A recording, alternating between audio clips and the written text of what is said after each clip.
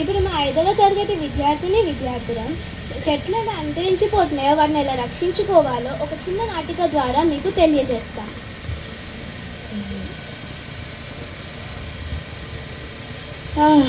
ఎండ బాగా మండిపోతుంది. కొంతసేపు ఈ చెట్టు కింద కూర్చొని విశ్రాంతి తీసుకుందాం. ఈ చెట్టు కొన్ని పళ్ళున్నాయి, పళ్ళు తిని మన ఆకలి తీర్చుకుందాం. ఇక్కడ నుండి లేవండి, నేను ఇక్కడ చెట్లు కొట్టుకోవడానికి వచ్చాను. అయ్యో వద్దు, చెట్లు కొట్టకండి. అదంతా ఏం లేదు, వెళ్ళండి.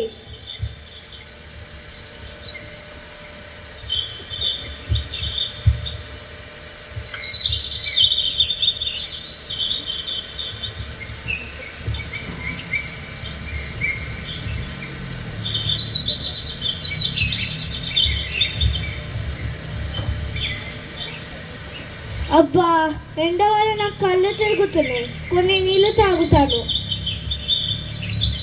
అయ్యో, నీళ్లు కూడా లేవు. అబ్బా, కళ్ళు తిరుగుతున్నాయి.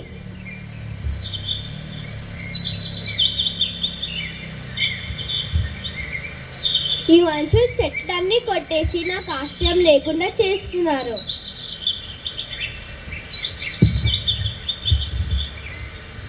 అయ్యో, ఈ చెట్లన్నీ ఎవరో నరికేసారే. ఒక పని చేద్దాం, కొన్ని నీళ్లు పోద్దాం.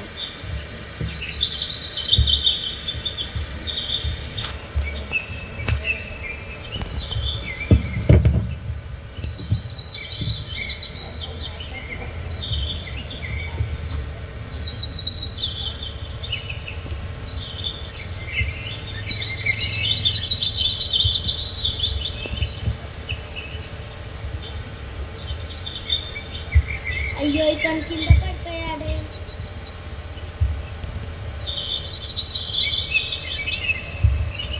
అబ్బా, ఎండ బాగా మండుతుంది. అక్కడ ఒక చెట్టు ఉంది, అక్కడ వెళ్ళి కొంచెం విశ్రాంతి తీసుకుంటాను. అబ్బా, ఆకలిగా ఉంది. నేను ఈ చెట్లకున్న పండ్లను తిని నా ఆకలి తీర్చుకుంటాను. అమ్మయ్య, నా ఆకలి తీరింది. ఇంకా మీద నుంచి నేను చెట్లు కొట్టడం మానేస్తాను. ఇంకా నేను రోజు ఈ చెట్లకు నీళ్ళు పోస్తాను. కొన్ని రోజుల తర్వాత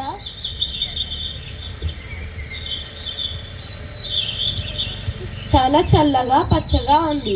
చెట్లు మనకి నీడ, పళ్ళు, ఔషధాలను అందిస్తాయి. చెట్లు పర్యావరణానికి, మానవాళికి ఎనలేని సేవలు అందిస్తాయి. చెట్లు ప్రాణవాయువుని విడుదల చేస్తూ కార్బన్ డైఆక్సైడ్ని పీల్చుకొని గాలిని శుద్ధి చేస్తాయి. చెట్ల మధ్యలో ఉండడం వల్ల ఆందోళన తగ్గి మానసిక ఉల్లాసం కలుగుతుంది. రోజు నేను ఒక మంచి పని చేస్తాను. రోజుకు నేను ఒక మొక్కని నాటుతాను. మీరు కూడా రోజుకు ఒక మొక్కని నాటండి. వృక్షో రక్షతి రక్షిత. వృక్షాలను మనం రక్షిస్తే అవి మనల్ని రక్షిస్తాయి. ధన్యవాదాలు.